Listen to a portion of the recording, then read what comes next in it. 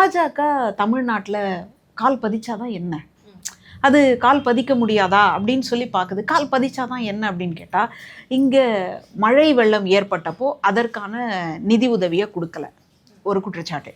100 நாள் வேலை திட்டத்துக்கான நிதி உதவியும் கிடைக்கல அப்படின்னு.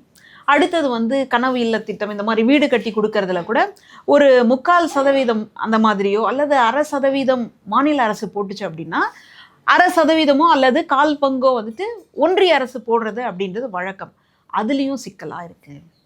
இப்படி பல்வேறு. அடுத்தது மொழியில் கையை வைக்கிறாங்க. காங்கிரஸ், நமக்கு சுதந்திரத்தை பெற்றுத்தந்த காங்கிரஸ் ஏன் போயிட்டு திமுக ஆட்சிக்கு வந்தது அப்படின்னு கேட்டால், இந்தி எதிர்ப்பு, இந்தி திணிப்பை எதிர்த்த ஒரு போராட்டம். அதற்கு காங்கிரஸ் ஆதரவு தரல.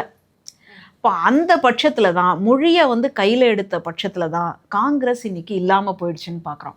இப்போ இவங்க பாஜகவினர் மொழிக்கு என்ன செய்கிறாங்க?